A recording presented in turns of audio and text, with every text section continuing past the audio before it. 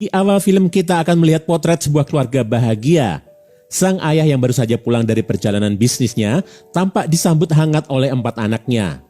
Anak pertama bernama Christopher, anak kedua bernama Katie, sedangkan yang terakhir adalah si kembar Corey dan Carrie. Tak lama kemudian, istri cantiknya yang bernama Corinne bergabung. Untuk melengkapi kebahagiaan itu, sang ayah memberikan oleh-oleh untuk mereka.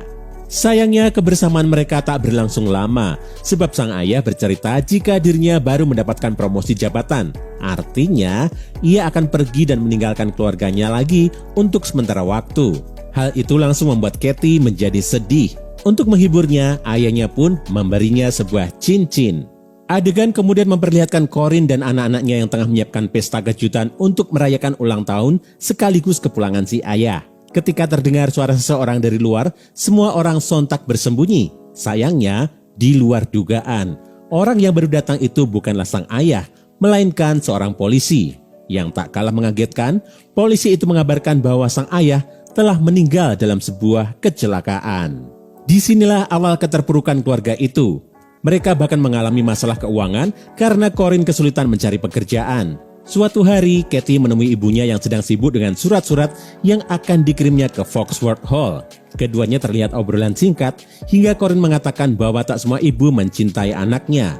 Katie kebingungan dengan maksud sang ibu, tapi tak berani bertanya lebih jauh.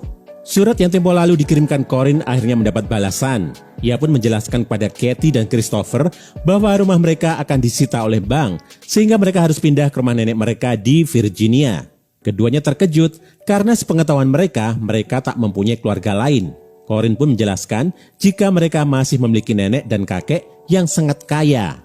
Meski awalnya keberatan, Katie dan Christopher pun menyetujui keputusan sang ibu. Malamnya mereka berangkat dengan menggunakan kereta. Di sini Katie mulai merasakan keanehan karena tak satupun orang datang menjemput mereka.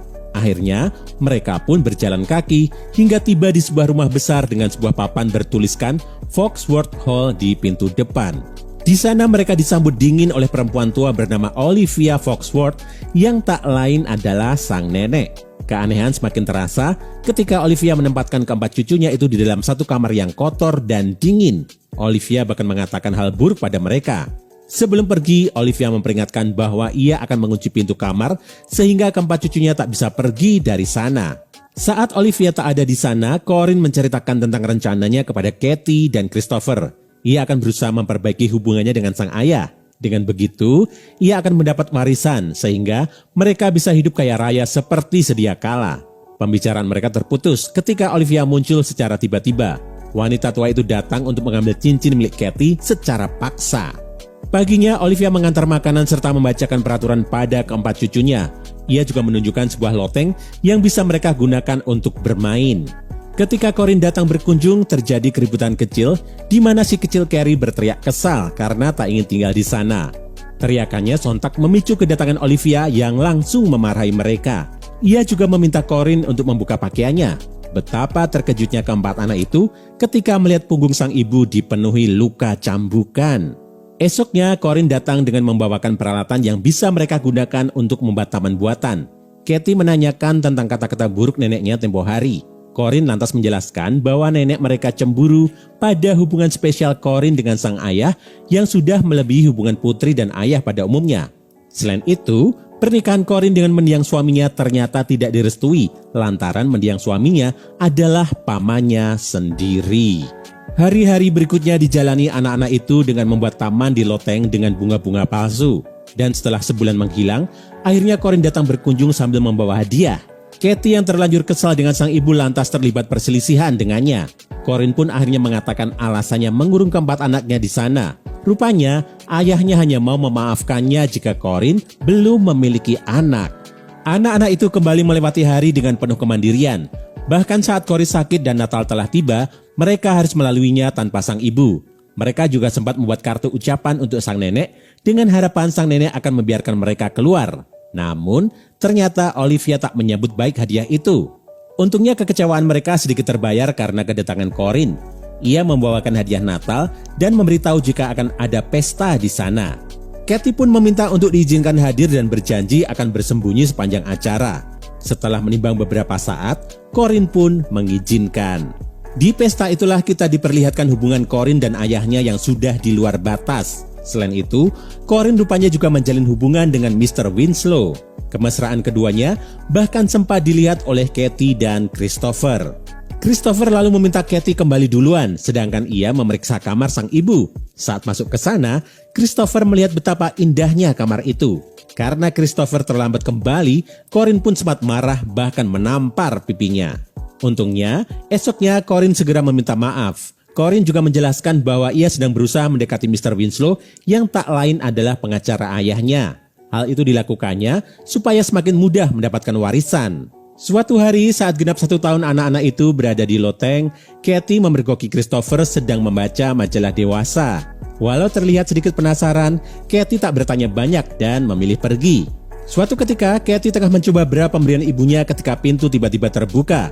Christopher sontak terkejut melihat penampilan adiknya itu. Ia bahkan tak bisa berkata-kata. Naas, sebelum Katie sempat memakai bajunya kembali, Olivia datang dan menuduh mereka telah melakukan hal yang tak senonoh. Sebagai hukuman, ia meminta Katie memotong rambutnya. Namun karena Katie dan Christopher menolak, mereka dan adik-adiknya pun tak mendapatkan jatah makanan untuk seminggu ke depan. Setelah berhari-hari kelaparan, akhirnya Olivia datang membawakan makanan. Namun secara diam-diam, Olivia ternyata mengoleskan tar pada rambut Katie saat dirinya tertidur. Christopher pun membantu Katie membersihkan rambutnya di batap. Saat itu, Christopher sudah terlihat menaruh hati pada adiknya yang hanya mengenakan pakaian tipis. Dan ketika membantu memotong rambutnya, Christopher tampak semakin tergoda dengan adiknya. Namun, ia masih bisa menahannya. Suatu hari, Katie yang sedang berlatih balet meminta Christopher untuk menjadi partnernya. Karena Christopher menolak, Katie mengusilinya dan keduanya saling berkejaran hingga sampai di atas kasur. Untungnya, sebelum keduanya melakukan hal tak senonoh, si kembar datang, sehingga keduanya langsung menghentikan aktivitas. Malam harinya ketika adik-adiknya telah tertidur, Katie dan Christopher kabur dari loteng. Keduanya lantas bermain-main di danau tak jauh dari sana.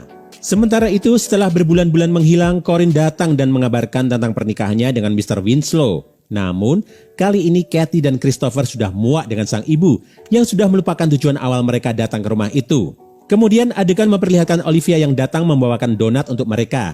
Ia mengatakan bahwa donat itu adalah hadiah dari ibu mereka. Olivia juga sempat memperingatkan bahwa donat itu tak baik untuk kesehatan mereka. Namun, anak-anak yang terlanjur senang pun mengabaikan peringatannya. Suatu hari, Christopher ketahuan tengah melihat keluar jendela, sehingga ia pun menerima hukuman cambuk. Katie kemudian membantunya mengobati luka-luka di punggungnya. Dan saat itulah, keduanya berciuman untuk pertama kalinya.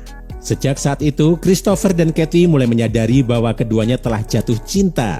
Ketika keduanya tengah berdekatan, tiba-tiba Olivia masuk. Sebelum ia mengeluarkan kata-kata kasar, Christopher langsung meminta maaf. Olivia yang syok hanya mengatakan bahwa keduanya harus meminta maaf pada Tuhan. Siapa sangka, ternyata saat berlutut meminta maaf, Christopher dengan cerdik menduplikat kunci yang dibawa Olivia menggunakan sebuah styrofoam. Dengan kunci itulah mereka dapat kabur dari sana. Namun sebelum kabur, mereka terlebih dulu mencuri uang dari kamar sang ibu.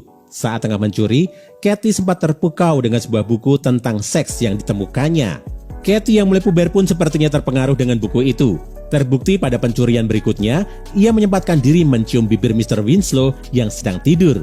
Dan ternyata, Mr. Winslow yang setengah sadar mengetahui hal itu. Ia pun bercerita pada Corinne bahwa ia bermimpi dicium oleh gadis muda yang mirip dengannya. Corinne sedikit terkejut dan sepertinya ia mengetahui kalau Katie lah yang melakukannya. Tampaknya ia takut jika apa yang dilakukannya pada ibunya juga akan dilakukan Katie padanya. Kejadian itu membuat Christopher marah besar pada Katie. Namun Katie menenangkannya dengan memberinya ciuman. Hubungan itu ternyata berlanjut hingga di atas kasur.